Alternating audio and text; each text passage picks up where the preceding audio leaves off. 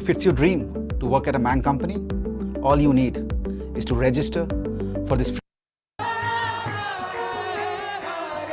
Hare Krishna, Hare Krishna, Krishna Krishna, Hare Hare, Hare Rama, Hare Rama, Rama Rama, Hare Hare. Hare Krishna, Hare Krishna, bolo bolo.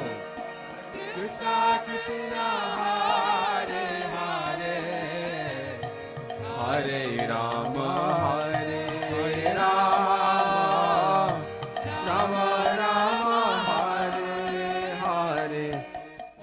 Hare Krishna, Hare Krishna, Krishna Krishna, Hare Hare, Hare Rama, Hare Rama, Rama Rama, Hare Hare. Hare Krishna, Hare Krishna, Krishna Krishna, Hare Hare, Hare Rama, Hare Rama, Rama Rama, Hare Hare. Hare Krishna, Hare Krishna, Krishna Krishna, Hare Hare, Hare Rama, Hare Rama, Rama Rama, Hare Hare.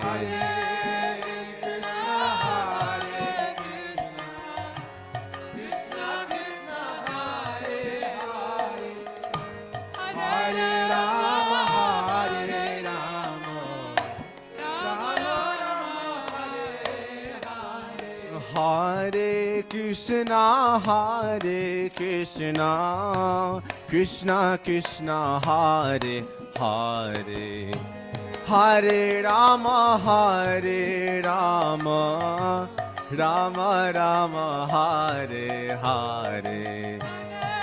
Hare Krishna, Hare Krishna, Krishna Krishna, Hare Hare, Hare Rama, Hare Rama, Rama Rama, Hare Hare. Hare Krishna, Hare Krishna, Krishna Krishna, Hare Hare, Hare Rama, Hare Rama, Rama Hare Hare. Hare Krishna, Hare Krishna, Krishna Krishna, Hare Hare, Hare Rama, Hare Rama, Rama Rama, Hare Hare. Hare Krishna, Hare Krishna, Krishna Krishna, Hare Hare, Hare Rama, Hare Rama, Rama Rama, Hare Hare. Hare Krishna, Hare Krishna, Krishna Krishna, Hare Hare, Hare Rama, Hare Rama, Rama Rama, Hare Hare. Hare Krishna, Hare Krishna, Krishna Krishna, Hare Hare, Hare Rama, Hare Rama, Rama Rama, Hare Hare. Hare Krishna, Krishna Krishna, Hare Hare, Hare Rama, Hare Rama, Rama Rama, Hare Hare. Hare Krishna, Hare Krishna, Krishna Krishna, Hare Hare, Hare Rama, Hare Rama, Rama Rama, Hare Hare. Krishna, Hare Krishna, Krishna Krishna, Hare Hare, Hare Rama, Hare Rama, Rama Rama, Hare Hare, Hare Krishna, Hare Krishna,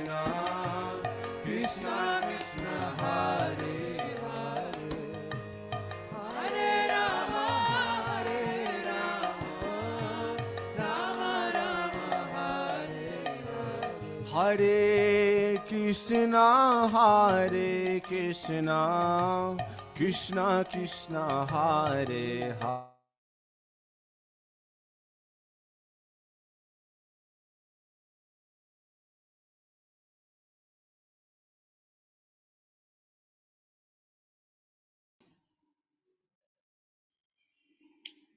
Hare Krishna devotees.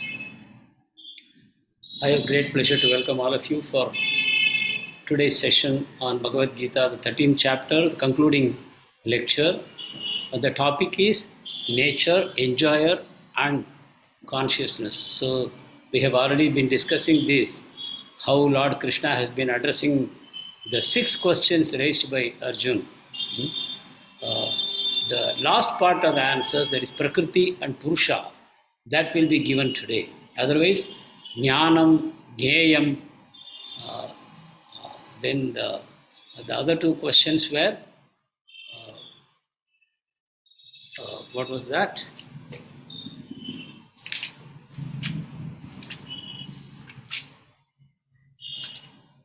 Kshetra and Kshetrajna. So these questions have been already answered. Kshetra is the body, Kshetrajna is the soul. That has been already addressed. And Jnanam and Jneyam has been already addressed. Krishna said, Jneyam, the object of knowledge is me. To know Krishna is the aim of all knowledge. And what is knowledge? Krishna described it by giving a list of 20 items, which is all qualities. By this definition, Krishna has given us a new understanding that knowledge means transformation of character. Otherwise, it is no knowledge. Today, we consider information as knowledge. But according to Krishna, information is not knowledge. Transformation of one's character is knowledge. So, those 5 shlokas, what we see in the 13th chapter, that is something we should all memorize. Starting with Amanitvam, Adambitvam, Ahimsa, Kshantirarjavam. This must be memorized and we should keep it in our mind. This is what knowledge is. And we should learn to respect people who have these qualities. We should not give respect to a person based on the degrees that is behind his name. Like this wonderful knowledge we are gathering from Srimad Bhagavad Gita. Today we will conclude that chapter, and next week we will go further deeper into understanding the modes of nature. So once again, with a warm welcome to all of you, let us all pray to the Guru Parampara, to Lord Chaitanya, to Lord Sri Krishna, to bless us with the proper understanding of this knowledge which is being given to us by the mercy of Lord Sri Krishna and by the mercy of Srila Prabhupada and the Parampara Acharyas. This is being made accessible to us. So many people read Bhagavad Gita and they go with wrong understanding. In fact, hardly many people know that Bhagavad Gita is actually a ladder. It's going from chapter 1 to chapter 18. It is climbing higher, higher, higher, higher. But somebody will quote something from the 3rd chapter of Bhagavad Gita and say, this is the message of Bhagavad Gita. Somebody will quote something from the 4th chapter and they see, this is what Krishna is saying. But how incomplete all this knowledge is. Even now, a lot of people are circulating. This is the essence of Gita, picking up something from various other chapters. But it is actually a ladder. That understanding Srila Prabhupada has given to us, and he has written purports of Bhagavad Gita as it is in such a way that we can get the feel of the last step of this ladder even as we start reading Bhagavad Gita. That is the mercy of an Acharya. If somebody reads only the 1st chapter and goes away, Prabhupada has ensured that the final message will still be received. This is the beauty of Bhagavad Gita as it is. There is no other book on Bhagavad Gita that can be compared with what Srila Prabhupada has given. Because others have simply written a scholarly book. Simply they take the book, they translate shloka by shloka without understanding what is the purpose of Krishna speaking this Bhagavad Gita. They don't know. So just from Sanskrit to English, they translate, and whatever they think in their mind, they write purports. So that way, even the writer is confused. Writer is not having clarity. So by reading that book, how we can expect to get clarity? But Srila Prabhupada knows exactly Krishna's mind. what Krishna wants to convey. So what Prabhupada has done right from the beginning of Bhagavad Gita, the complete essence is there. Whatever Prabhupada writes, he gives the essence, including the introduction of Bhagavad Gita. Actually, the introduction portion of Bhagavad Gita has been published as a small book. It's called Gita Sar, or the essence of Gita. That contains the complete essence of Bhagavad Gita. Just by reading that introduction 2 times, 3 times, many times people ask me, I want to read Bhagavad Gita, but I am not getting time. I tell them, don't worry. Pick up the introduction and read it 3 times. You will get a lot of understanding. Then you will be able to enter into Bhagavad Gita much more easily. So with these words, let us start Mangala Sharanam. I request all of you to join with me. Om Ajnanatimirandasya Jnananjana Shalakaya Chakshurunmilitam Yena Tasmai Shri Gurave Namaha Sri Chaitanya Manobishtam Stapitam Yena Bhutale Swayam Rupa Gadamahyam Dadati Swapadandikam Vandeham Shri Guru Sri Yuta Padakamalam Shri Gurun Vaishnavamscha Shri Rupam Sagrajatam Sahagana Raghunathanvitam Tam Sajivam Sadvaitam Savadutam Parijana Sahitam Krishna Chaitanya Devam Shri Radha Krishna Padan Sahagana Lalita Shri Vishakhanvitamscha Nama Om Vishnu Padaya Krishna Prashtaya Bhutale Srimate Bhaktivedanta Swamin Iti Namine Namaste Saraswate Deve Gauravani Pracharine Nirvishesha Shunyavadi Paschatya Deshatarine He Krishna Karuna Sindho Dinabandho Jagatpate Gopesha Gopika Kanta Shri Radha Kanta Namostute Tapta Kanchana Gaurangi Shri Radhe Vrindavaneshwari Vrishabhanu Sute Devi Pranamami Hari Priye Vancha Kalpatarubhyascha Kripa Sindhubhya Evacha Patitanam Pavanebhyo Vaishnavebhyo Namo Namaha Neelachala Nivasaya Nityaya Paramatmane Balabhadra Subhadrabhyam Sri Jagannathaya Te Namaha Namo Mahavadanyaya Krishna Prema Pradayate Krishnaya Krishna Chaitanya Namne Gauratvishe Namaha Panchatattvatmakam Krishnam Bhaktarupa Swarupakam Bhaktavataram Bhaktakyam Namami Bhakta Shaktikam Jai Shri Krishna Chaitanya Prabhu Nityananda Shri Advaita Gadadara Shri Vasadi Gaura Bhakta Vrinda Hare Krishna Krishna Krishna Hare Hare Hare Rama Rama Rama Hare Hare Hare Krishna Krishna Krishna Hare Hare Hare Rama Rama Rama Hare Hare Hare Krishna Krishna Krishna Hare Hare Hare Rama Rama Rama Hare Hare Mukam karoti vachalam pangum langai vegirim yatkripatamaham vande Shri Gurum Dhinatarinam Paramananda Madhavam Sri Chaitanya Ishwaram Hari Om Tatsat Sarvopanishato Gavo Dogda Gopalanandanaha Partho Vatsaha Sudhir Bhokta Dugdam Gita Amritam Mahat Hare Krishna. So we have completed 20 shlokas till the last session. So we are starting again with 20 and we will go further till the end of the chapter. So 20th sloka I wanted to repeat here just to give some continuity. So up to now we have seen about the kshetra, the kshetrajna. So kshetra meaning the field of activity, the body. Kshetrajna means the knower of the body. That means the dweller in the body who knows the body through the senses. He uses the senses to acquire knowledge through the body. He is experiencing the outside world. So that way, Kshetrajna is the spirit soul. And there is one more knower. Krishna said, one more Kshetrajna is there in your body, Arjuna, and that is me.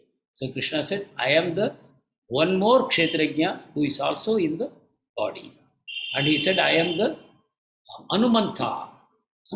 and uh, I am the second seer. So let me say it again so that there will be no confusion. So the body is like a vehicle. Body is like a vehicle. We are operating the vehicle to acquire experience. This is what is happening. So the soul is sitting in the body and it is acquiring various experiences by using the senses. So that way, the knower is the soul, body is just a vehicle. We know like a car and a driver. Car has no consciousness. Car has no life. It is a driver who gives life to the car. In a similar way, the soul sitting in the body makes the body appear alive. Body is not alive. Body is like a car. It is a dead vehicle. But the soul, by sitting inside the body, makes it appear like the body is alive. But actually, in the previous shlokas, we also understood that the interactions of the material elements of the body, I hope it is not sounding too technical to the audience. Please listen very attentively. There are so many elements which are combined in our body. We saw that 24 elements. They are there in our body and they are interacting. And when they interact, so many results come like happiness and distress, honor and dishonor, knowledge and ignorance. All these kind of things arise from the interactions of the material elements, including the life symptoms. Life symptoms are like I am breathing, like my heart is beating, my blood is circulating, what else? Digestion is happening, my hair is growing. We will say all this is happening because of the soul. No, these are all simply interactions of material elements. All these are not evidence of soul, mind you. So we should understand clearly, even the life symptoms are all material.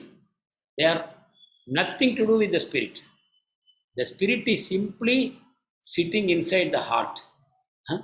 Sitting in the heart means it is not even in physical contact. The soul and the body are not in physical contact because the soul is spirit.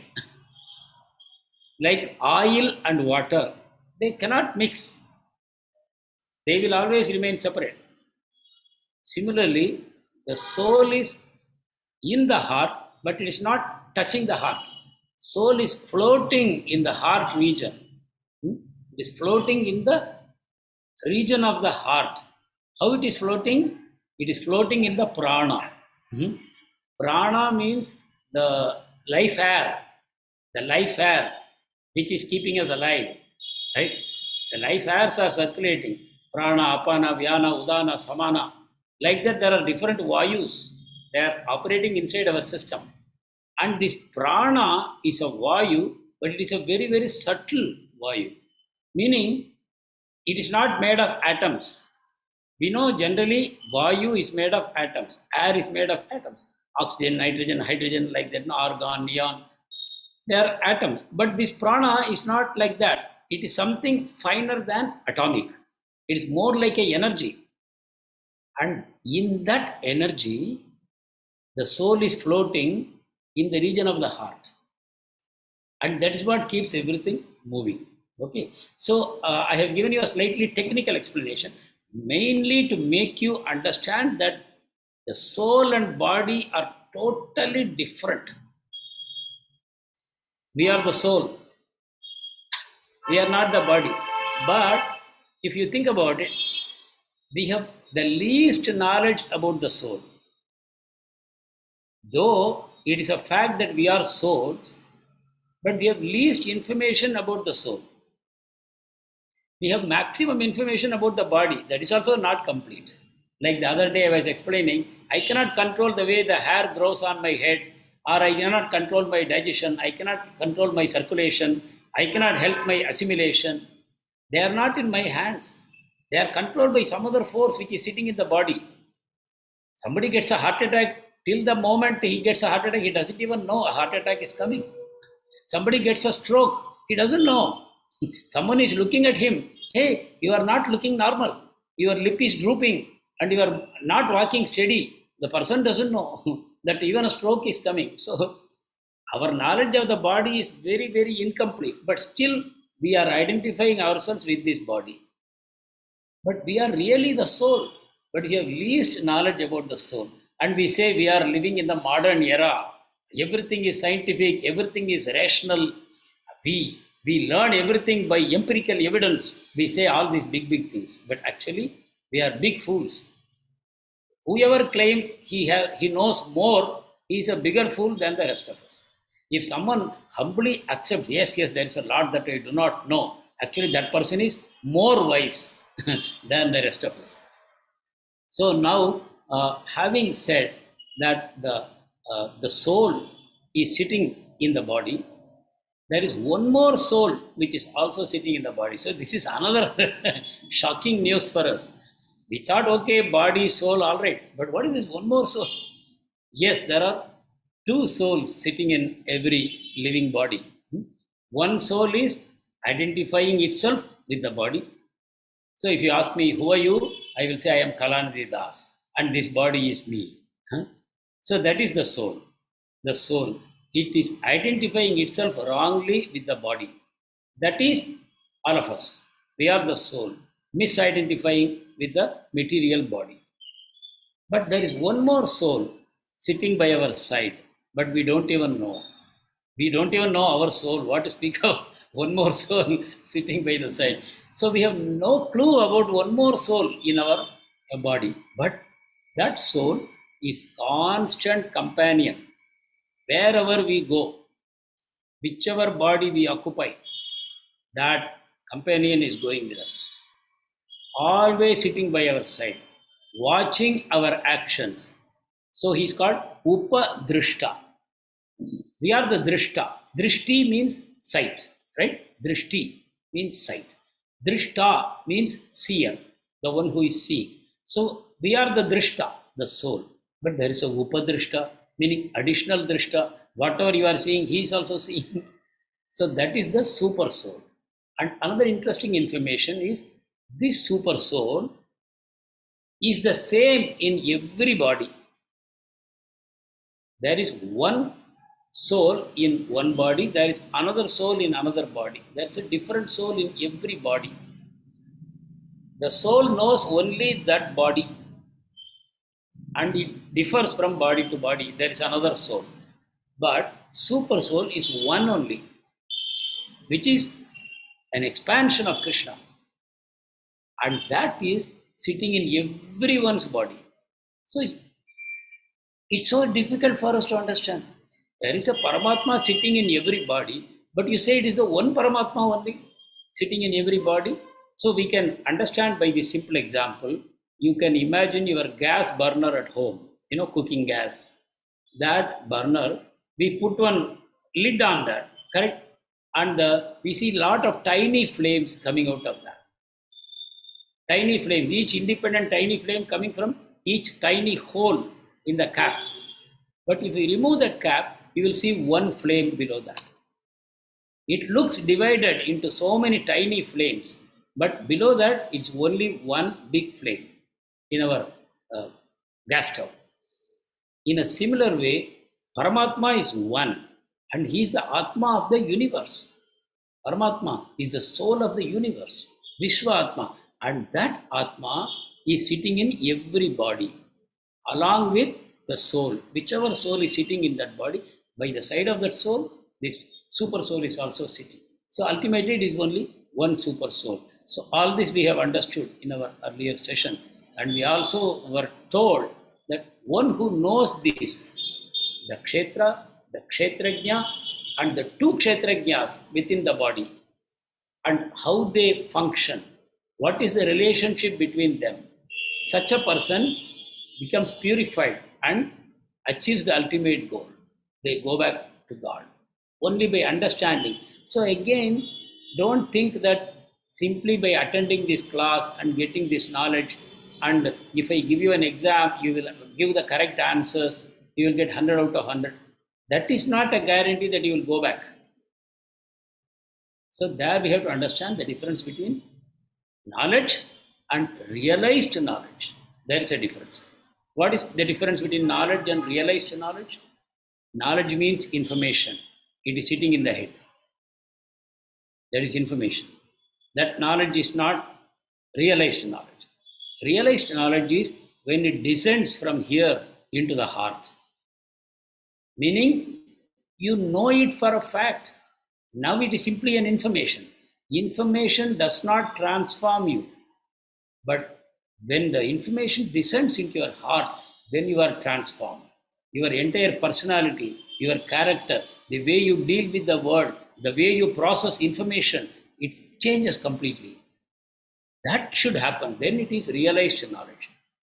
Then you become liberated from this material world. So now let us start reading from shloka number 21 and 22.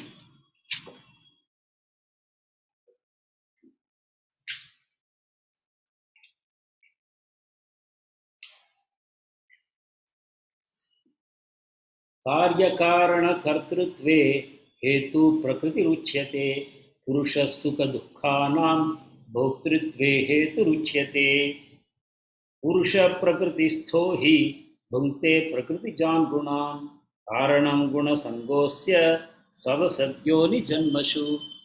So this is a very important message again that Krishna is giving, that whatever changes are happening in the material world around us, let us take our own body. What is happening? Our body is becoming older. Every day, every minute, the body is changing. Even the scientists are agreeing. The cells are changing. Cells are dying. New cells are coming. So like that, cells are being replaced in the body, including the bone, the blood, the skin. Everything is being replaced, constantly changing. At the same time, they are becoming older. In scientific terms, they will say there is a blank gene. We have this gene, no? But below the gene, where there is recording of our personal traits and characteristics, there is one small gene, one bit, which is blank. No coding is there. So scientists were thinking it is a junk. There is no coding there, it's a waste.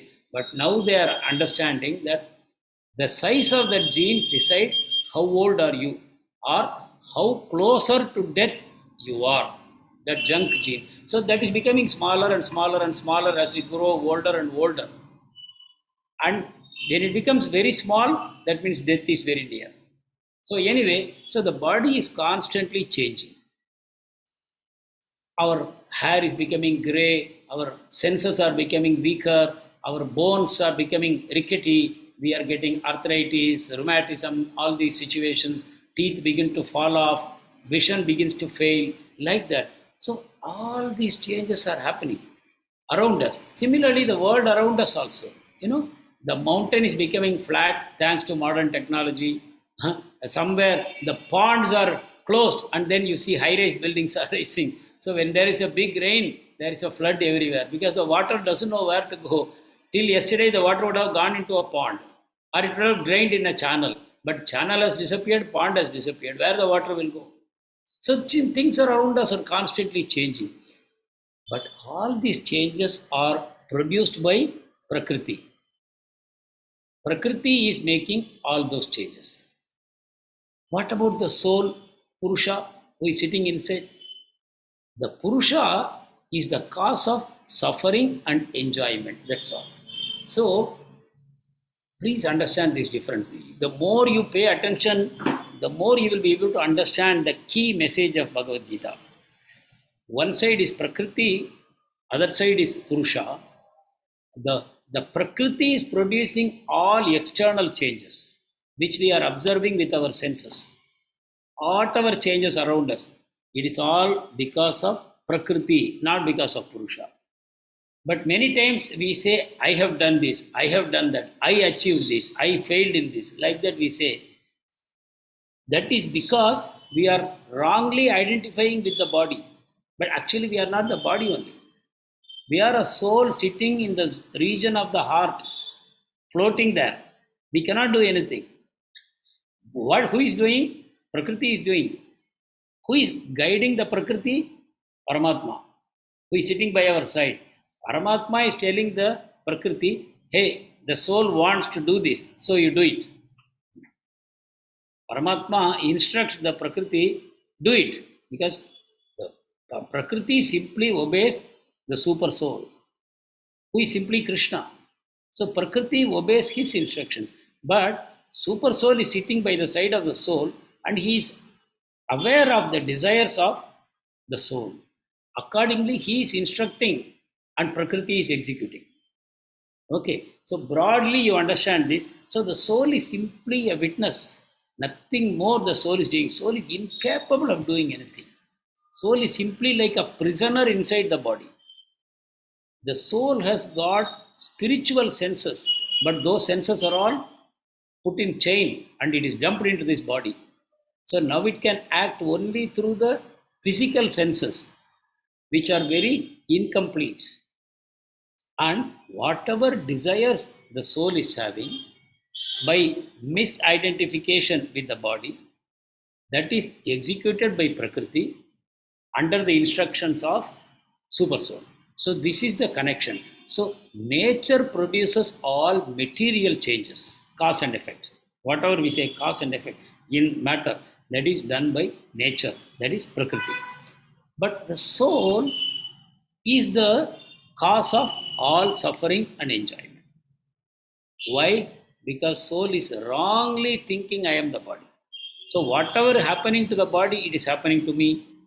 Because of that, by looking at the material changes, the soul is becoming happy or goes into distress.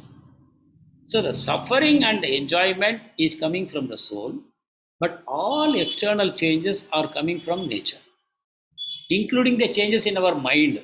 Mind you, mind is also part of nature, part of Prakriti. So mental changes also Prakriti is doing, but the soul is thinking, I am experiencing this, and the soul becomes happy or unhappy. So 21st sloka, please very clearly understand how foolishly we are suffering in this world. There is no need for the soul to suffer at all. We have to take this knowledge deeply into our heart. How to transform this knowledge into realized knowledge? How to transform?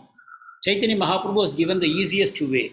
Whatever we are learning in Bhagavad Gita, to quickly transform that into realized knowledge, we have to start chanting Hare Krishna, Krishna Krishna, Hare Hare, Hare Rama, Rama Rama, Hare Hare, Hare Krishna, Krishna Krishna, Hare Hare, Hare Rama, Rama Rama, Hare Hare. We should chant the holy names of the Lord attentively. It will cleanse the impurities in our soul. Because of the impurities in our soul, we have wrongly understood. But when the impurities are removed by chanting of the holy name, then we will see things as they are. Then the soul will no longer suffer or become happy by the external situation.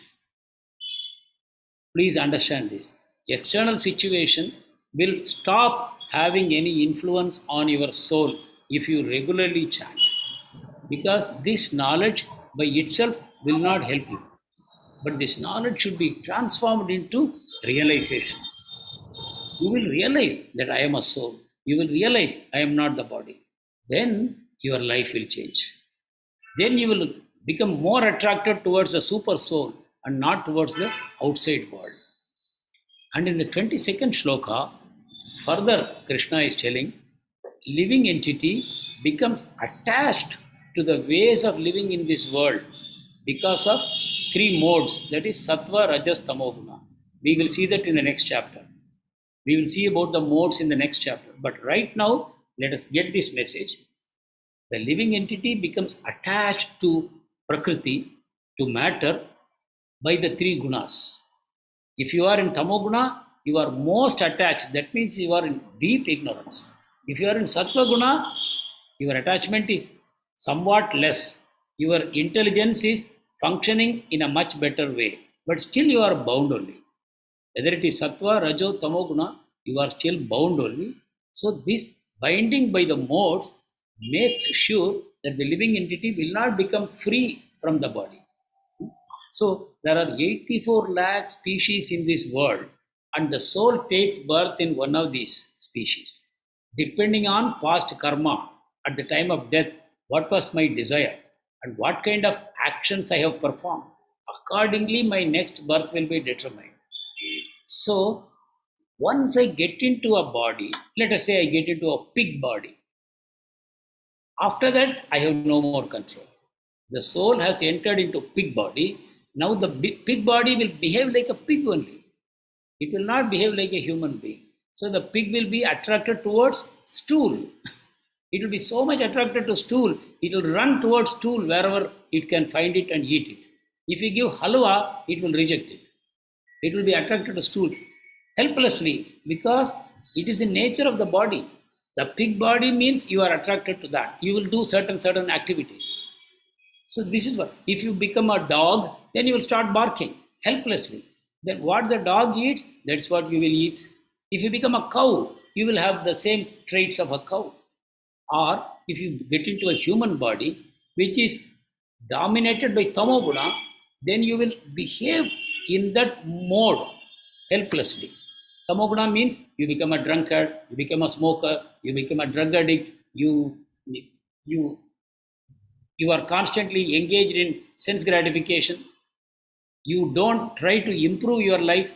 You become lazy, sleepy, forgetful. Automatically, all these things happen. The mode is controlling you. So you are helpless. So how can I then change myself?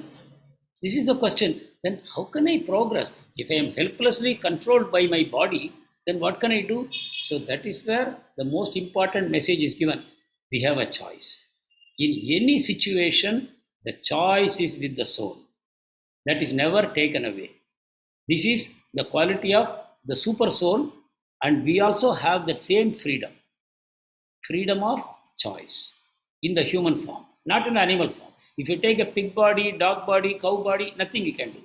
That is why there is no karma also for them. They don't accrue karma. But in human body, you accrue karma by your thoughts, words, and actions. But if you come to the knowledge of Bhagavad Gita, then you realize that I have a choice. And whether I like it or not, I can choose to do the right thing. So, at the level of a human being, you have two choices. One is, I like it, I don't like it. So, you can choose to do what you like or I don't like. You have a choice. The other choice is what is good and what is bad. So, if what I like is not good, then you may not do it also. This freedom is not there with other species of life. On the one side, your mind will say, I want to do it. But your intelligence will say, but don't do it. It will produce bad results for you. Then you have a choice whether to do it or not to do it. The mind says, do. The intelligence says, don't do. You still have a choice. So even in the most fallen condition, we have that choice. That is the speciality of human form of life. So now we are coming into the 22nd shloka. What Krishna is saying, we have become attached by the modes to a certain way of living. And because of this material association, we experience good and bad in various species of life. We are circulating in 84 lakh species and getting different experiences. This is going on. So please learn to discriminate between matter and spirit. Matter means body, spirit means soul. This distinction we should learn to make all the time, 24 hours, and we should identify with the spirit and not with matter. Now let us see. Understanding the super soul. Now we will see the next three shlokas. 23 to 25.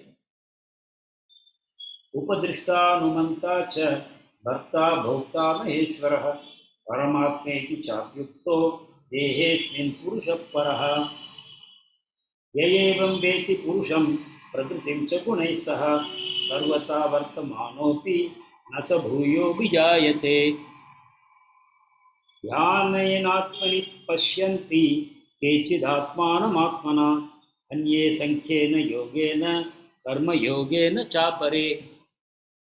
So Krishna is telling here, in this body there is one more soul. Apart from the Kshetrajna, our own respective soul, there is one more Kshetrajna, there is a super soul. And he is the real enjoyer. He is the Lord and he is the supreme proprietor. He is the supreme proprietor and overseer and permitter. Let us see what the words mean. One is he is the only enjoyer. The soul is simply a prisoner. The soul is wrongly assuming that I am the enjoyer, I am the sufferer, but really the real enjoyer is super soul. How is the super soul the real enjoyer? Because super soul has all spiritual senses. Super soul is not operating through our physical senses. Physical senses are limited by the body, but super soul, transcendental enjoyer, he is not limited by any of these. I have already told you, super soul is pervading the whole universe. He is not bound by this body. He is in this body also. He is outside this body also. He is present in every atom of the universe. So he is the supreme enjoyer of everything. He is unbound. He is free. That is transcendental enjoyer. And he is the Lord. He is simply an expansion of Krishna into this material universe. By an expansion, Krishna is pervading the whole universe. And then he is the true owner, supreme proprietor. He is the true owner. And also, he is the overseer. So he is the owner of my body. I am not the owner. Even though I claim this is my body, I am a fool. So I say that. This is not my body. This is the body of the super soul, who is also present in this body. He is the owner, not me. But he keeps quiet. That is his greatness. And he is the overseer. Whatever I am doing, he is overseeing. When I say he is overseeing, don't think only through the eyes. He knows my every thought. He knows my every desire. He knows my every fear. He knows my every agitation in my consciousness. He is fully aware of everything. That is the meaning of overseer. And permitter. Permitter means depending on my past karma and depending on my present desire, he will tell Prakriti, okay, this soul wants it, you allow him to experience it. Or he may say, this soul wants it, but don't allow him. He doesn't have the qualification. So, see how many things we are learning now. Up to now, we were thinking that everything is happening by chance, correct?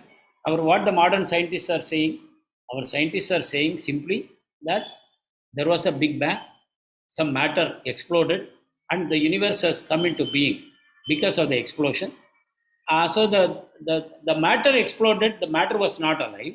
So when the matter exploded, more matter was created, but no consciousness was created. The matter simply is matter only. Then the matter created chemicals. The chemicals started combining, reacting in so many ways. At some point of time, accidentally, life evolved out of matter. So according to them, life is simply a byproduct of matter. There is no special value for life. Life is also matter, one of the qualities of matter. Life is a quality of matter. When chemicals are combined in a particular way. But till date, they don't know how to create life by combining chemicals. But still they claim. They have freedom.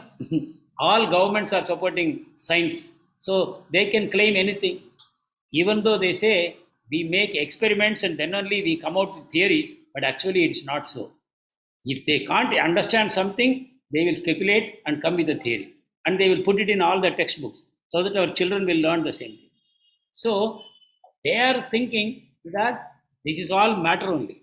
But now we are very clearly taught that there is a super soul in addition to the soul, and it is the super soul who is the underlying support for the universe. The super soul is the underlying support of the universe on which the universe is operating. Prakriti is operating. Prakriti is operating on the support of super soul. So this we realize now. So the foundation of universe is life. Super soul is life. Soul means life. So the material, the matter around us is supported by life. It is the opposite of what our scientists are saying. Our scientists are saying life came from matter. But we are saying matter came from life. If they ask proof, we are able to give. How? Father and mother come together and they produce a child. I plant a seed. From the seed, a tree grows. Let us say a lemon seed I plant, a lemon tree grows. And it produces thousands of lemon fruits. And I squeeze the fruit. There is so much of ascorbic acid that is produced. So acid is a chemical. But how it was produced? By life. The seed that was sown, from that tree grew up. The tree is life. From that chemicals were produced. Tons and tons of chemicals produced. From that one life. So I am giving proof. When father, mother come together, they are two souls and they produce a third body, a child. So only life comes from life. We are able to prove. Matter also comes from life. Life also comes from life. But scientists are saying, no, life comes from matter. But they have no proof. Not even an ant or a mosquito is coming from matter. They have also not produced life out of matter. But still they make all these tall claims. But anyway, I am saying this not with a view to spite science, but I am saying this so that you can protect yourself from misinformation, which comes to you in the name of science. The more you are attracted by so-called science, you will be unable to accept spiritual knowledge. So your mind has to open for spiritual knowledge. With that view only, I am telling you the weaknesses of science. Not that we want to always beat the scientists, no, but we want to protect ourselves from misinformation that is being given in the name of science. So, 24th shloka, what we are understanding is just by knowing this about Prakriti, Purusha, and then the interactions that are happening in the modes of nature. Within Prakriti, interactions are happening among the elements and also between Sattva, Rajo, Tamo Guna. And how they are working, by understanding this much, we become liberated. What is liberation? We become free from bodily identification. We realize, hey, I am spirit soul. I am not part of the body. I am independent. I am completely soul. Like oil and water, I don't mix with matter. I don't become old. I don't become sick. I don't die. Hunger, thirst, pain, pleasure, nothing belongs to me. It's all belonging to the body. And it is by illusion I am suffering or enjoying in this material world. That liberation you will get. And then you become free from rebirth. Rebirth in material world. You don't take rebirth in material world. You rather return to the spiritual world and you live a blissful, eternal life. So this is the blessing Krishna is giving. For those who want to learn the 13th chapter with sincerity, with great attention, Krishna is giving this blessing. Don't worry. Once you understand this philosophy, you will become liberated. The soul will be liberated. And in the 25th shloka, super soul is perceived within oneself through dhyana yoga, nishkamya karma yoga. So we understand the presence of the soul and super soul by various methods. That is, Krishna is mentioning three of them. Dhyana yoga means Ashtanga yoga. Jnana yoga means Sankhya yoga. Ashtanga yoga, I have already told you. Yama, niyama, asana, pranayama, pratyahara, dharana, dhyana, samadhi. Eightfold process, it's called Dhyana yoga. Jnana yoga means we try to scientifically analyze matter. When we scientifically analyze matter, we find that the soul or consciousness is nowhere to be found within matter. And then you realize, oh, that means consciousness is something beyond matter. Then you come to the conclusion that there is a soul. And then you come to the conclusion that there is a super soul also. And then you surrender to him. That is a process of Jnana Yoga. In Dhyana Yoga also, you come to the understanding of the super soul by the eightfold process. When you reach Samadhi, you are able to experience the super soul. And in Nishkamya Karma Yoga, you perform your duties without attachment. By doing it continuously, sincerely doing the duty, without attachment to the fruit, one day you become eligible for Jnana Yoga. Nishkamya Karma Yoga will lead you to Jnana Yoga. Once you go to Jnana Yoga, as I already explained, you will understand gradually that matter and soul are different. And I am the soul, I am not the matter. Then you start doing bhakti. So this is the three processes Krishna is saying by which you can understand the soul and super soul. Now we will go to the next shloka. Very, very important shloka for us, 26th shloka. I will read 3 shlokas and then we will discuss. Anye tvevam ajanantah shrutvan yebhya upasate tepi chati tarantyeva mrityum shruti parayanah yavat sanjayate kinchit sattvam sthavara jangamam kshetra kshetrajna samyogat tadvidhi bhartarishabha samam sarveshu bhuteshu tishtantam parameshwaram vinasyantam yapashyati sapashyati. So, in 26th shloka, Krishna is saying, anyone who accepts the spiritual master and under his guidance they learn, then they will be able to understand the super soul directly. They don't have to do Dhyana Yoga, they don't have to do Jnana Yoga, they don't have to do Nishkamya Karma Yoga. What they have to do? Simply with faith, they have to hear about the Supreme Person from the spiritual Guru, the spiritual master. You have to approach the spiritual master. Tadvidhi pranipatena pariprashnena sevaya upadekshanti te jnanam jnanidastattvadarshinaha. We have to approach a spiritual master and we have to hear from him with faith about matter and spirit, about soul, super soul and prakriti. By hearing, you develop faith.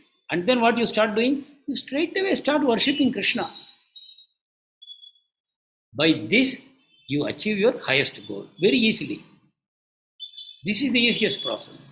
In the previous shloka, Krishna talked about other yoga systems, Dhyana Yoga, Jnana Yoga, Nishkamya Karma Yoga. In this shloka, he is talking about bhakti. And how do you do bhakti? With faith, you approach a devotee, a pure devotee who has knowledge of God. You approach him, you hear from him, and he will teach you, you are not the body, you are a spirit soul, and you are eternally the servant of Krishna. He is the super soul. Like that, you hear from him, you develop faith, and you straight away start doing bhakti to Krishna. Whereas somebody in Jnana Yoga, one day they will realize Krishna, and then only they will start doing bhakti. Same with Nishkamya Karma Yoga person, they have to come to Jnana Yoga, then they have to come into the association of a devotee, then they have to start doing bhakti. But if someone who is not doing any of the other yoga, but directly they come in the association of a devotee and they start hearing this knowledge and they start practicing with faith, they will go ahead of the Jnana Yogi, Ashtanga Yogi and Nishkamya Karma Yogi. They will go far ahead of them because they are not, the other people, they are not convinced about Krishna. So they are going into so many other processes. One day, Vasudeva Sarvamiti Samahatma Sudurlabha. One day they will come to the conclusion that everything is Krishna only. Then they will do bhakti. So this 26th shloka is very, very important. That Krishna is telling, no problem if you don't follow any of the other yogas. Simply by hearing from the authorized person about Krishna and you start worshipping him, then you achieve the supreme goal. Then Krishna is further explaining that whatever we see in this universe, moving or unmoving, whatever you see, it's all a combination of Prakriti and Purusha, or Kshetra and Kshetrajna. By now you are all familiar with these two terms, right? The body and the soul, because they are combining together, all moving and non-moving things are produced. Moving things like us, humans, animals, etc. Non-moving things, trees, plants, vegetation, they are all non-moving. All these are produced by combination of Prakriti and Purusha. The soul and the body are combined together. How is it possible? Just now we told They are totally different. Matter is constantly changing, soul never changing. How did they combine? That is the Achintya Shakti of Krishna. This is the learning we have to get. How did we come into this body? We never become old, we never die. How we came into this body? That is the power of Krishna by Achintya Shakti. Because the soul wanted to enjoy independently from Krishna, Krishna has created this material creation and he has injected the soul into this material creation. And the soul is provided a body by Prakriti, 84 lakh species. The soul gets into one of these bodies and then it experiences the world, wrongly assuming that I am the body. So this is Lord's arrangement. Whatever is there in this world is by Lord's arrangement. And it is a combination of spirit and matter.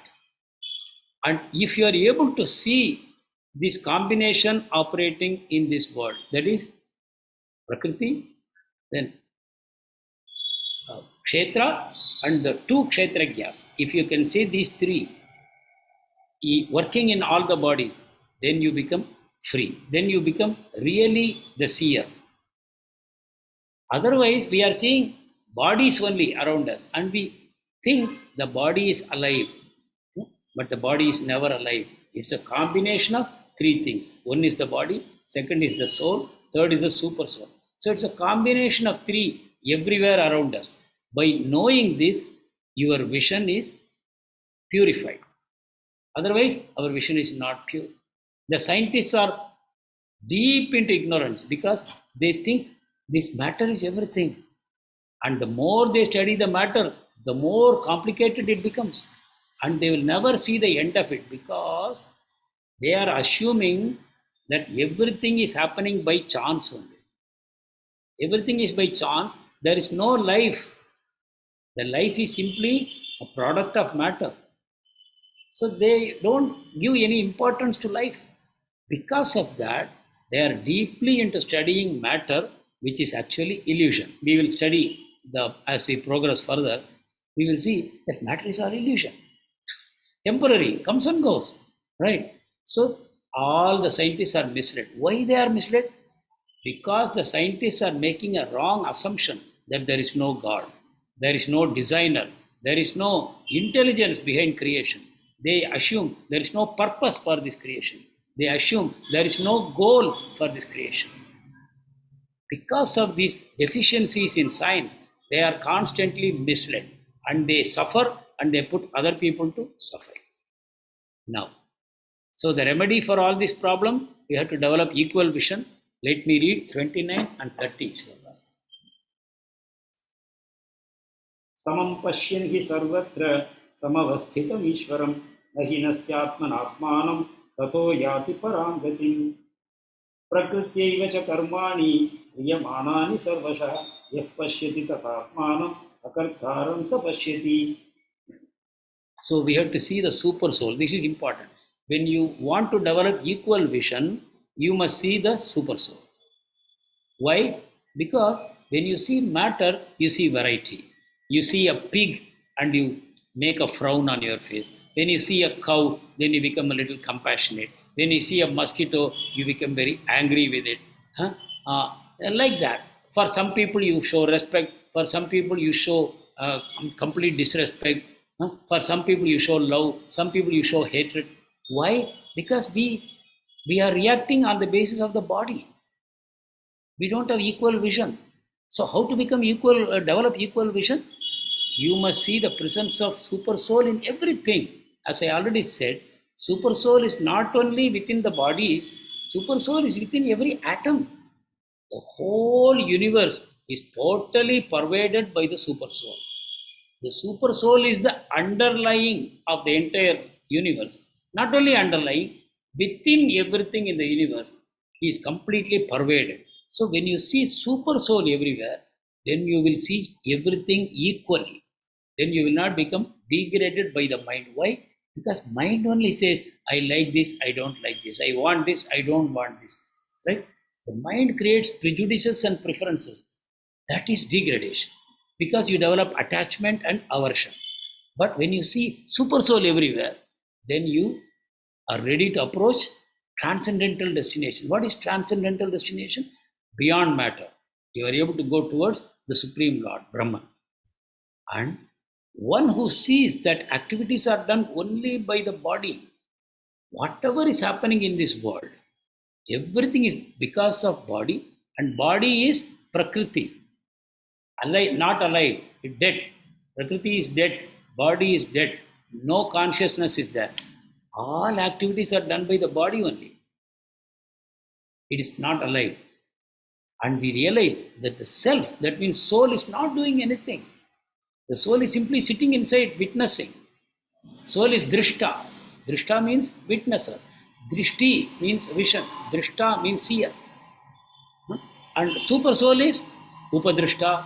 Super soul is also seer, but super soul is more than a seer. Super soul is also anumanta. He is the person giving permission to Prakriti to do things on behalf of the soul. So the super soul is much more.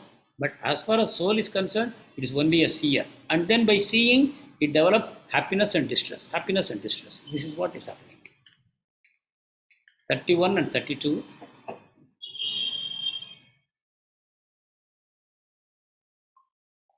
यदा भूत पृथग्भावम् एकस्थमनुपश्यति तत एव च विस्तारं ब्रह्म सम्पद्यते तदा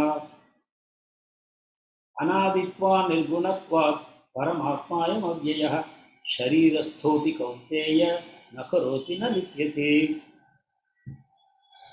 So, by understanding Gita, you become a sensible man. By understanding Gita, by accepting the wisdom which Krishna is giving, then you become a sensible man. After that, you don't see distinction based on bodies.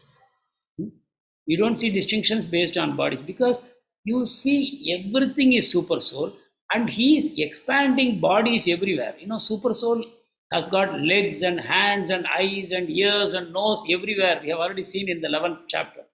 It is a super soul having legs and hands and heads and faces, everything, everywhere. So that is all Brahman. The whole universe is the face of the Brahman, the form of the Brahman. Then you don't see any distinction. You don't see a distinction between a pig and a cow. You don't see a distinction between a Brahmana and a Chandala. Because Brahmana is a form, Chandala is a form. Both are made of matter.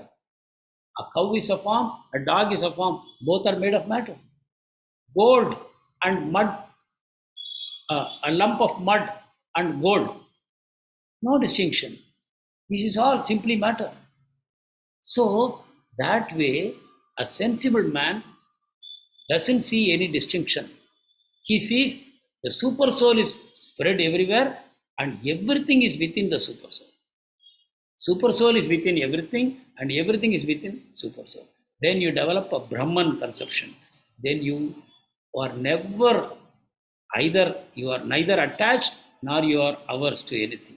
You look at everything equally and you are no longer disturbed.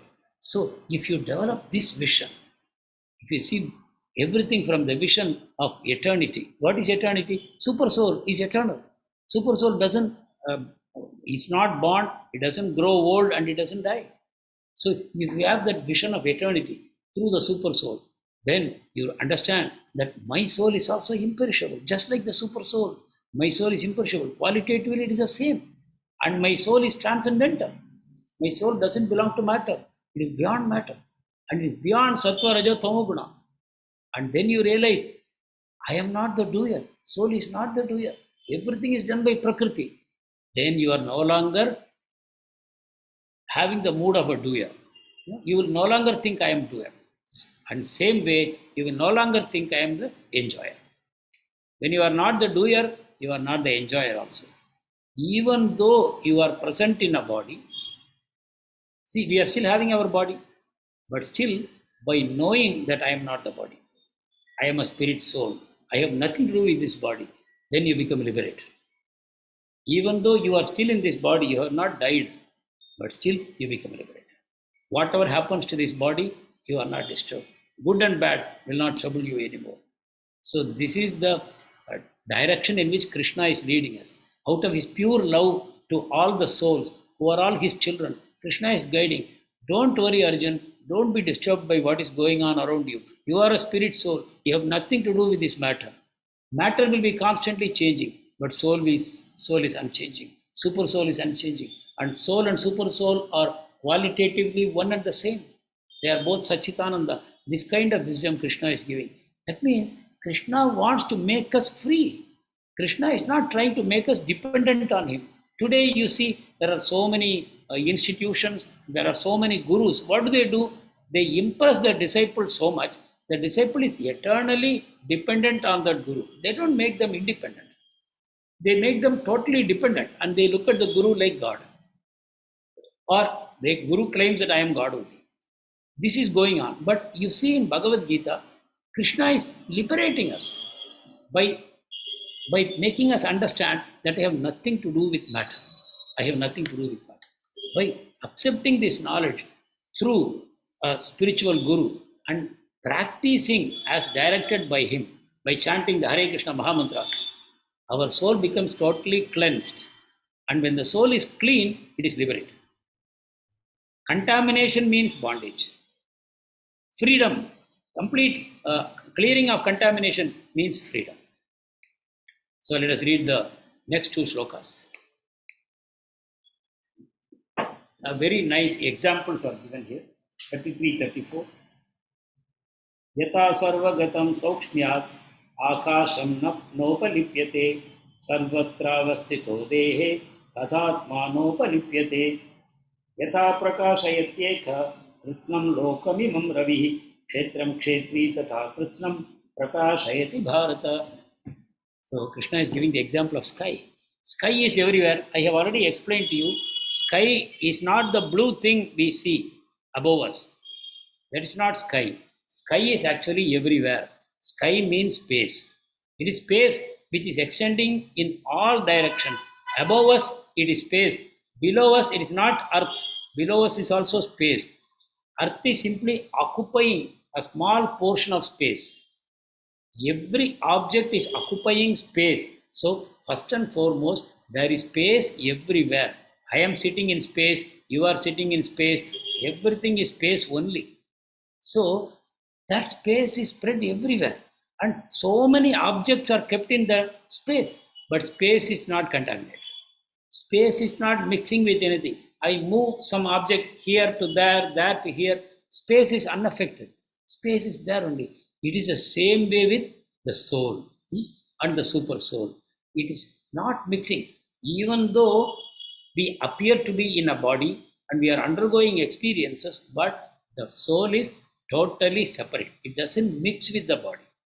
So when you have this proper vision of Brahman, super soul, then you are not contaminated by bodily consciousness. Body is there, but you are not contaminated by bodily consciousness. That is liberation. And there is a beautiful example here that the sun is there and he is illuminating the whole universe. The light of the sun is spreading whole. You just see in a dark night, you don't see anything. But the moment the sun is rising, you can not only see the sun, but you can see everything around you. When the sun is rising, sun is self-luminous. Sun can reveal himself. To see the sun, you don't need separate light. Sun has its own illumination. But at the same time, sun is revealing the whole world for us, which was otherwise covered in darkness. You could not see anything. But when the sun rises, you see the sun and also the rest of creation. Same way, the soul is present in the body, somewhere near the heart, a very, very tiny, invisible spark of spirit. But it is illuminating the whole body by consciousness. Like even if I close my eyes, I can still feel my whole body.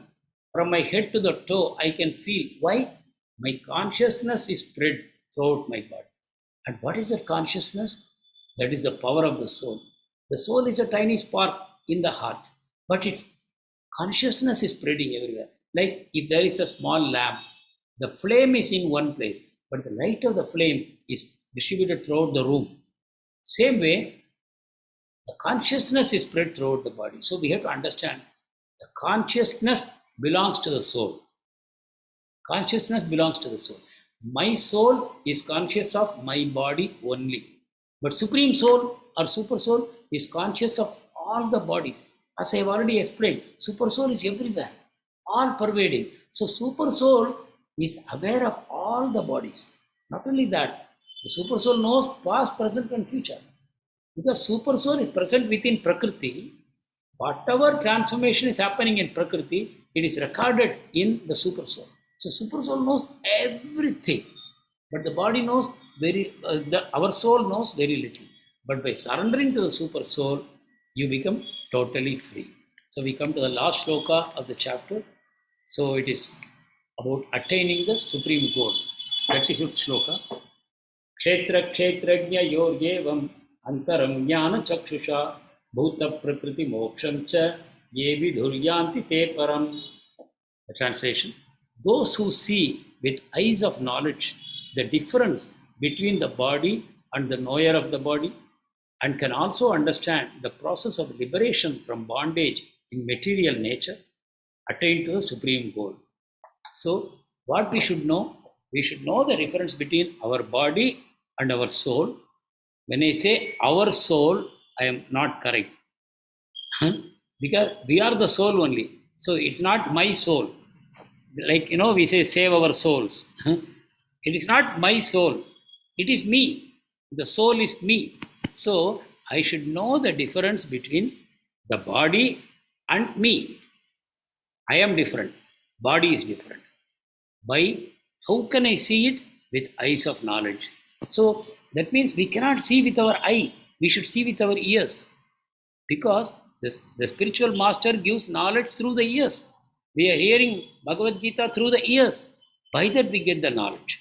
And with that knowledge, we can see the difference between the body and me. I am not the body. I am me.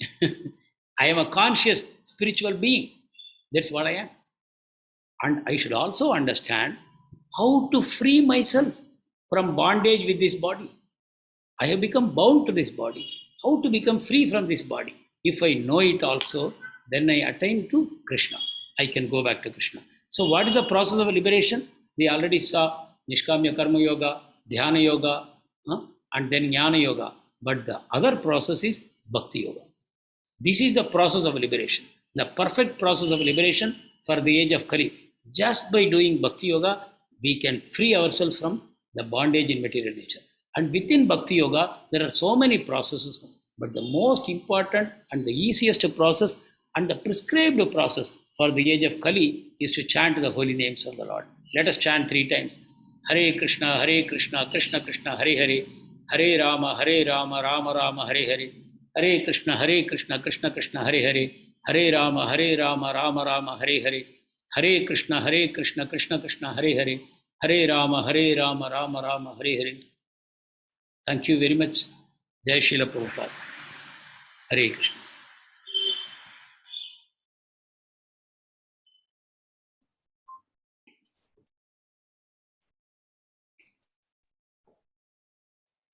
Hare Krishna Prabhuji, Dandavat Pranam. Hare Krishna, Dandavat Pranam Prabhu. Hare Krishna Prabhuji. Hare Krishna. I have one Dandavat Pranam. Any doubts, any questions, any comments?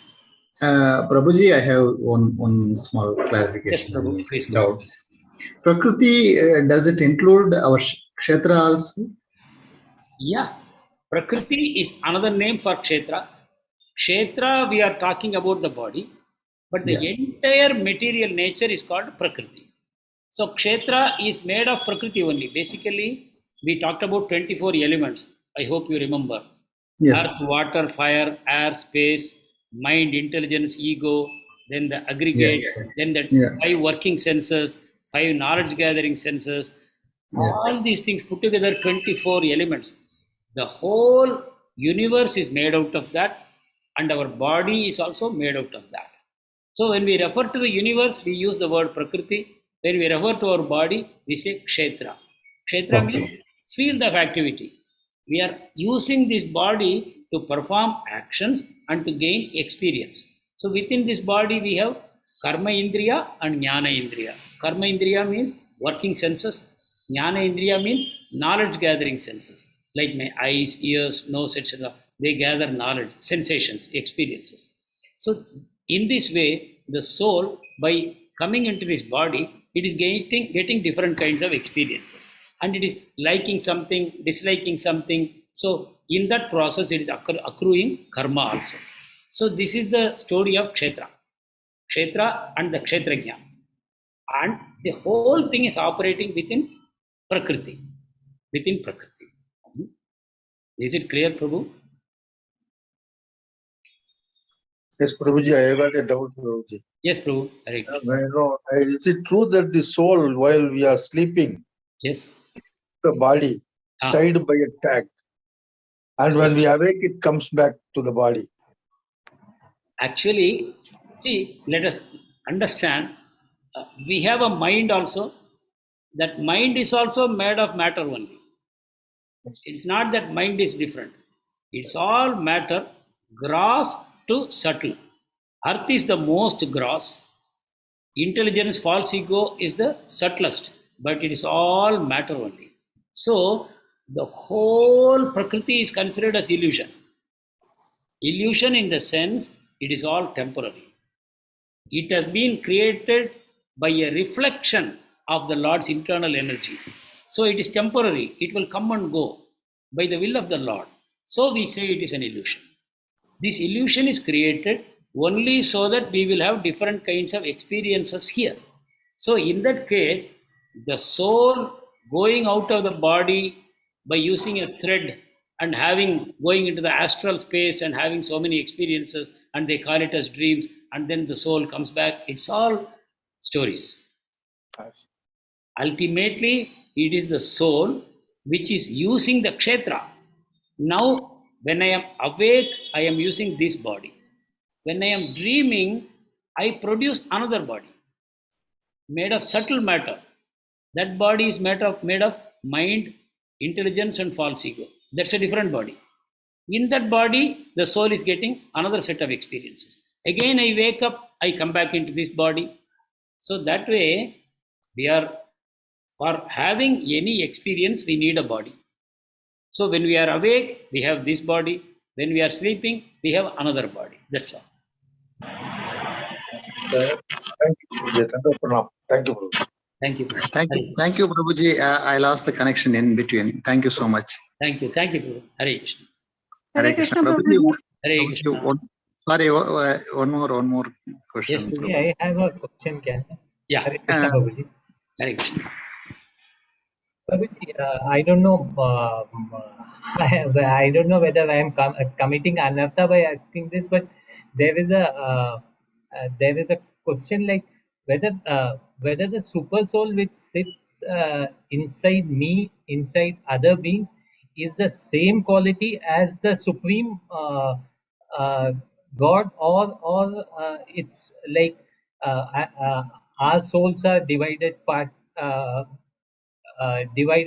of the supreme, the same way super soul is also divided, or no, it's the complete That is why I gave you the example of gas burner. yeah. There is one flame, but we are seeing it as so many tiny flames. There is one flame. It appears divided because of our bodies. I think I have a body, Ajit has another body, and there is a super soul in both the bodies. So we think they are two different super souls. It is the one super soul. This wisdom we are getting from Bhagavad Gita. There is only one super soul. Not only between you and me, but the whole universe is pervaded by one super soul only. That we call it as Garbhodakshai Vishnu. He is pervading the whole creation. It is one of the expansions of Krishna. Yeah? Hare Krishna. Hare Krishna. Done with Hare Krishna, Prabhuji. Hare Krishna. Every time I ask a question, it shows more of my ignorance, Prabhuji. So please forgive me. So, Prabhuji, humans have an advantage of going from being tamasic and better and finally reaching Krishna. But what about the animals and the plants? If they don't have a karmic reaction, then how do they progress? What happens to them? How do they Some evolve? progress. They see if a human being falls down into a body of an animal, then he is experiencing the results of his karma. Whatever suffering or enjoyment, you see, if you are a dog in a rich house, then you are enjoying certain sense pleasures. But if you are a street dog, then you are suffering more. So, a human being only accrues karma. And he works out the karma in the body of lesser beings, like animals, etc. Animals, plants, etc. But Prabhuji, if we are stuck in a dog form, then we won't be able to go up. Absolutely. That is why, the more you understand spiritual knowledge, the more serious you become. It's not a happy situation at all. Someone falling into an animal species, they have to wait for natural evolution to bring you back into a human body. We don't know how many lifetimes it will take. That is why, as human beings, we are told to be merciful to plants and animals also. How to be merciful? By making them eat prasadam, by making them hear Harinam. When we go out into the streets and we sing Harinam, then it is heard by so many living entities. I don't know, one time we were going on Nagar Sankirtan, we were amazed. We were just walking and singing. One cockroach came running from a corner of the street and it stood. Maybe it was our imagination, but we watched it. Sometimes dogs come and join the Kirtan. And even the trees, they are stationary, but they are participating in the Kirtan. And this way we give them Sukriti. Otherwise, there is no hope for them. No hope for them. There is one nice story of how Narada Muni wanted to know the power of the holy name. And the Lord told, go and whisper the holy name into the ears of that worm. So he went and whispered. Then the worm died immediately. Then the Lord said, okay, now you go whisper in the ears of the butterfly. He went and whispered. Butterfly died. Then he said, go whisper into the ears of a calf, the newly born calf. He went and whispered. Calf died. Then the Lord said, okay, now go and whisper it in the ears of the prince in this kingdom. Narada Muni now became scared. To whoever I whispered, they all died. So I whispered to the ear of this prince and he will also die, and that will bring sin to me so much. The Lord said, no, go and tell him. Then the prince said, oh, Narada Muni, thank you so much. I was the worm, I was the butterfly, I was the calf. Now I am born a prince. Thanks to you. By hearing the holy name vibrated by you, I have evolved so fast.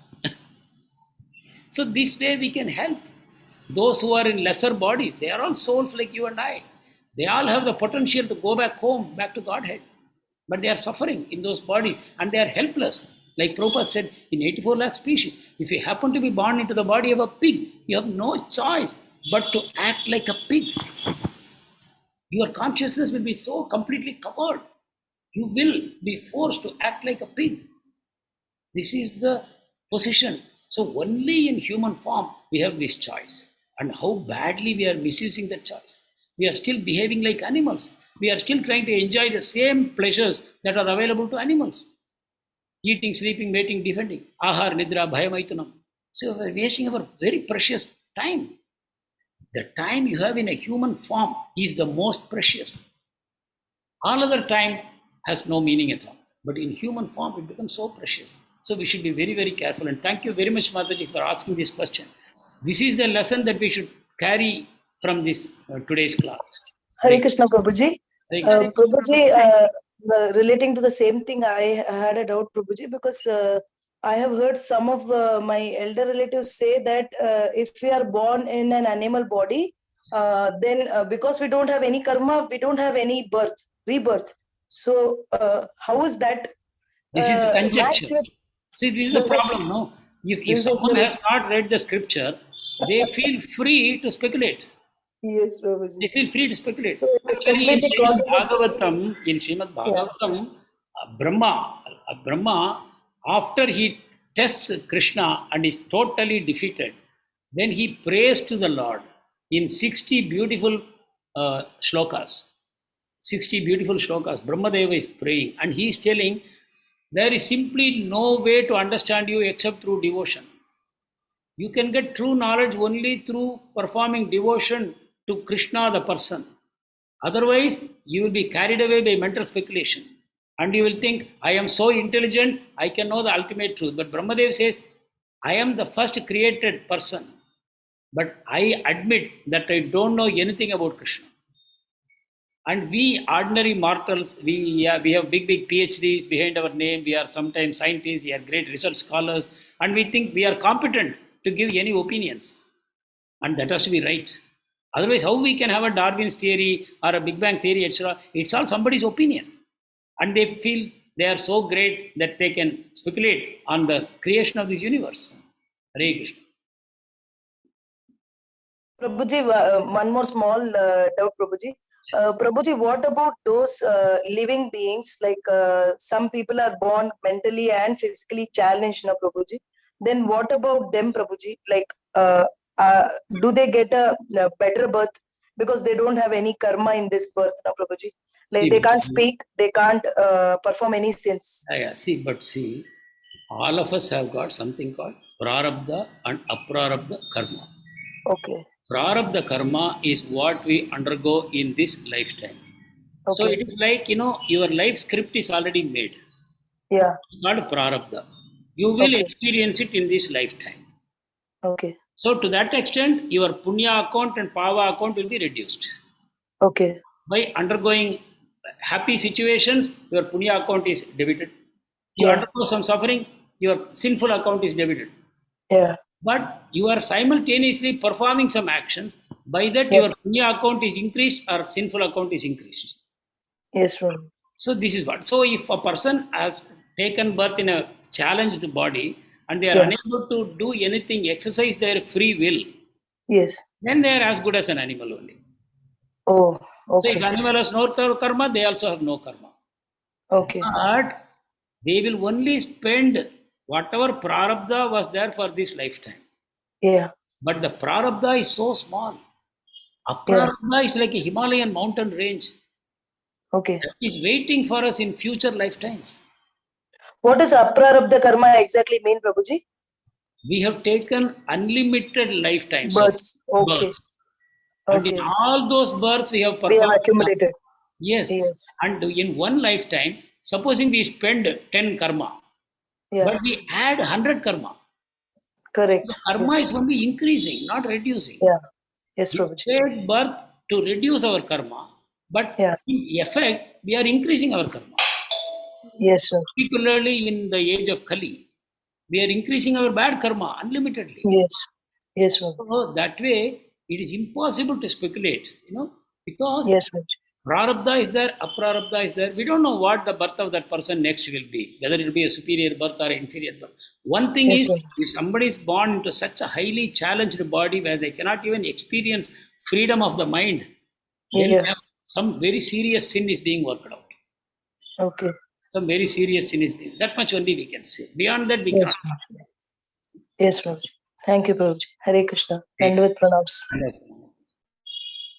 Vancha kalpatarubhyascha kripa sindubhya eva cha patitanam pavanebhyo vaishnavebhyo namo namaha. Ananta Koti Vaishnava Vrinda ki jai. Srila Prabhupada ki jai. Hare Krishna Prabhu. Dandavat. Hare Krishna Prabhuji, I Dandavat had one pranams. question. Hare I have a Krishna question. Prabhuji, Hare Krishna Prabhuji, thank you. Thank you so much. Thank you, Prabhu. Yes, Anupam Prabhu. Yes, Prabhu. You said that the soul has a choice of something. So to take the karma. So like on what basis the choice is depends on? I am sorry, Prabhu, you are not coming across very clear. Your voice is getting muddled. Can you say that again? Prabhu, you said that there is a choice for the soul. There is a choice for the soul, correct. Yeah, so on what basis the choices depend? Like two persons in the same situation, they opt for different choices. So what is on what basis they do the choice? So like, is there any other? Yeah, you want to understand choice. Actually, see, we are controlled by three gunas: sattva gun, rajogun, tamogun. So we are born into a body. That body is controlled by these three gunas depending on our past karma. So what will happen, supposing you are a dominantly tamogun person because of past karma, your thinking will be on that side only. Tamogun means you will not want to work, you will be lazy, but you will want a lot of sense gratification. You will not think about right and wrong, you will procrastinate things. This will be your nature. This is one side. You will be tempted to operate on those lines only. There will be a strong push impetus on the part of your mind to act on those lines only. But you still have a choice to follow your mind or to follow something else. So the question is, what is that something else? The mind is saying something. If you have to operate in a way which is opposed to what the mind is suggesting, then there has to be some other intelligence guiding you. So supposing there is a guru in your life, and the guru is telling, my dear friend, though your mind says you do such a thing, but I am telling you don't do it. Rather do this. So now the choice is there in front of you, whether to follow your mind or whether to follow a superior intelligence which is coming across to you in the form of your guru. So even though your strongest temptation will be to follow your mind because of tamogun, it is very, very strong, high ignorance, but still you have that choice. A person in sattva guna will automatically follow the spiritual master easily. But a person in rajoguna will find it a little more difficult. A person in tamoguna will find it even more difficult. But still the choice is there. The choice is there. That is why we are so much dependent on, pure devotees. A pure devotee can lift you up from tamoguna. Ajnana timirandasya jnananjana shalakaya. I am born in the depth of darkness, but my guru can open my eyes with spiritual knowledge. That is why we are totally dependent on the representatives of God who are appearing in this world as devotees, acharyas. They are the people who guide us. So if we are fortunate, we will accept that guidance. That's why it said, lava matra sadhu sangha. If you get even a small association with a devotee, that can transform your life. So by deeply understanding the philosophy, we will be able to appreciate the value of sadhu sangha much, much more. Today we don't know the value of sadhu sangha so much. But if we can really think about our situation, like earlier when Mataji was saying that, it's so scary. If I get into an animal body, then what will happen? When will my chance come? So that kind of fear is a good fear. Then we will start thinking, no, then enough is enough. I have to change the way I live. That consciousness will come. So that is the independence we are talking about, freedom of soul. Okay. So, the sadhu sangha is depend on any punyas or something, like our past punyas or something. Sadhu sangha is not based on punya. It is based on something called bhakti sukriti. There is something called bhakti sukriti, which means either a devotee has prayed for you by seeing your condition. You may be aware, you may not be aware. A devotee might have prayed for you. Or knowingly, unknowingly, you might have served a devotee. See, for example, somebody is in the bus and he is short of change to buy a ticket. He wanted 5 rupees. You are sitting by his side. You gave 5 rupees. And that person turned out to be a devotee. You were not aware. He was going to a temple and you happened to help him. That adds up to your bhakti sukriti. Okay. Or somebody gave you some food and you ate without knowing it is actually prasadam. But God knows all these things. Your super soul knows everything. He is keeping account. This is called bhakti sukriti. If this bhakti sukriti adds up to a critical mass, it produces something called spiritual faith. Spiritual faith. That's called shraddha. With that shraddha, you will be attracted towards devotees. Okay. Then you come into sadhu sangha. When you come into sadhu sangha, then you start moving in the path of bhakti. So first you have to get that faith. That faith comes from sukriti, bhakti sukriti. It's not based on punya. Punya is something else. Punya means you enjoy in this world, that's all. Papa means you suffer in this world, that's all. But bhakti sukriti alone can take you towards bhakti and liberation. Is it clear, Prabhu? Yes, true. But the bhakti sukriti is some luck or something, or Sorry, Prabhu? Is it a luck or something like bhakti? No. It is called mercy, causeless mercy. We don't use the word luck on anything. If you say luck, you are rejecting God.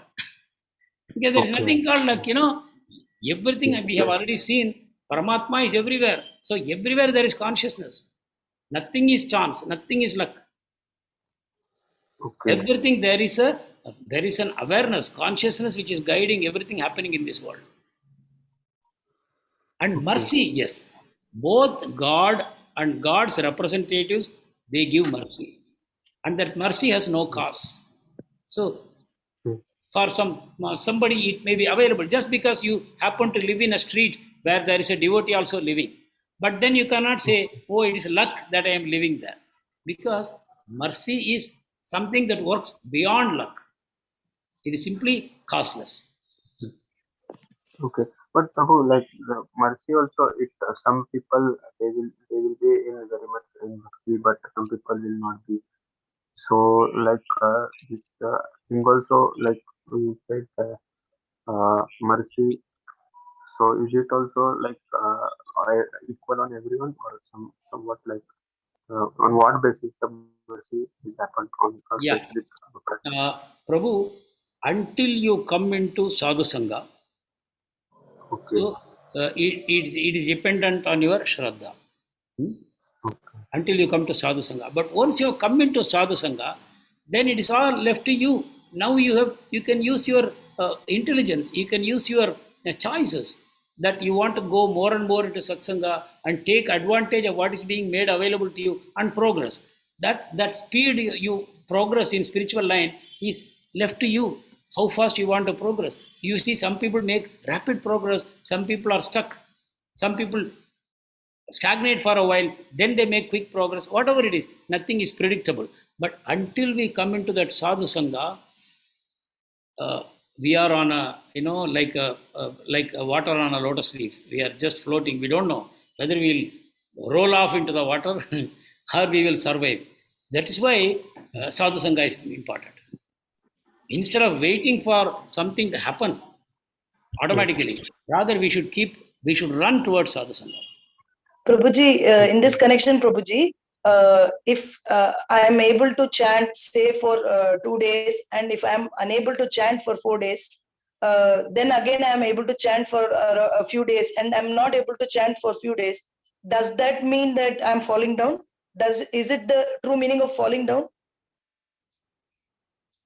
These are judgments which I cannot make. Okay, Prabhuji. These are judgments that you should make for yourself. Okay. I can only give suggestions. Okay. I can give a suggestion like you maintain a diary. Okay. This is a very, very useful diary. You just write down from what time you got up in the morning and hour to hour, how did you spend the time? Okay. This is a transcendental diary. You maintain for 7 days. Okay. Then you will be able to understand your life much better. Okay, Prabhuji. Where you can find time for your chanting, where the bucket is leaking. It is possible.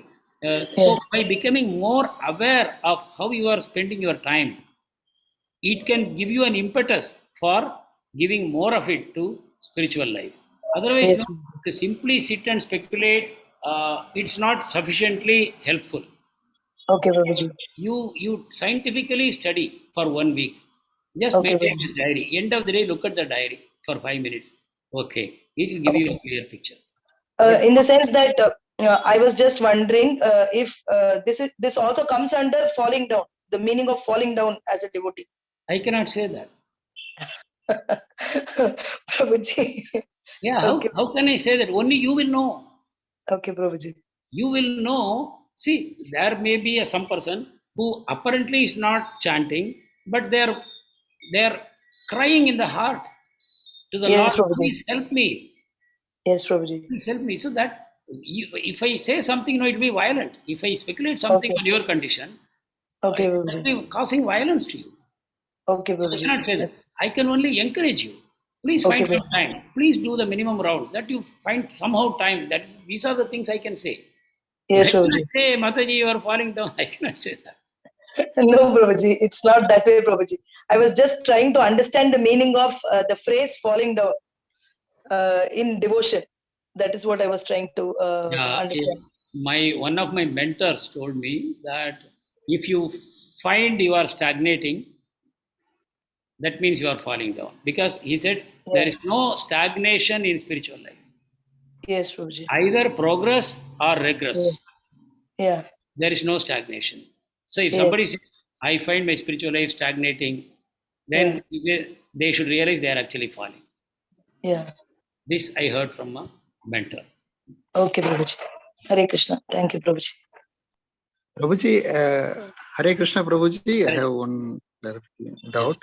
So liberation is possible in the human form, but what about the animal forms, Prabhuji? Like we heard stories of this spider and the elephant in case of Kalahasti temple. Yes, possible.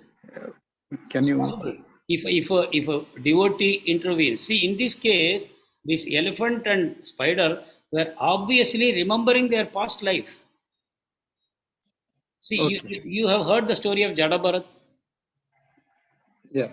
Jadabharata was born as a deer, but by Okay. the mercy of the Lord, in the deer body also he had remembrance.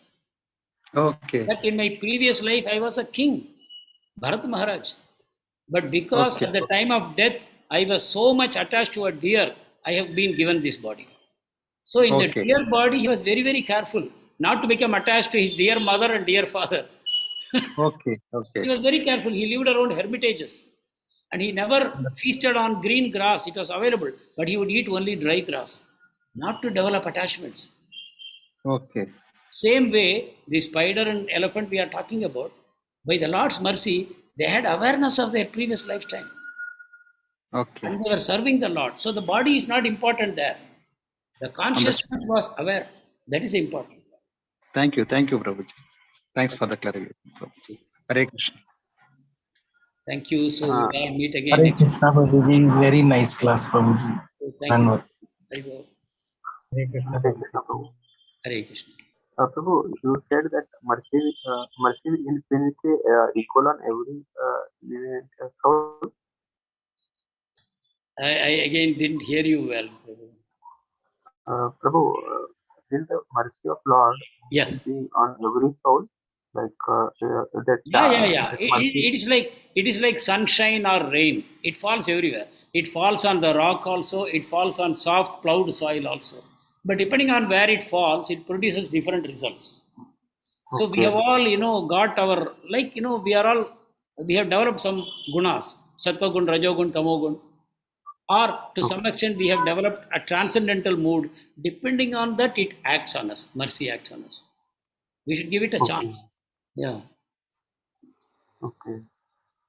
Prabhu, and you said of the life, is it like life also Prakriti, or it is a result of all, because the network was little bit unclear.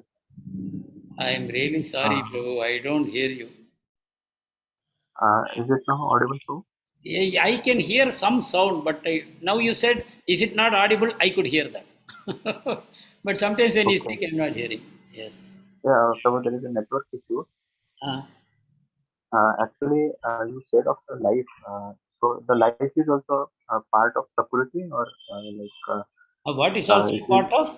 He is asking life, if light is also part of Prakriti, Prabhu. Light, huh? life. Life. Ha. Yeah. See, this is the important lesson we got from here.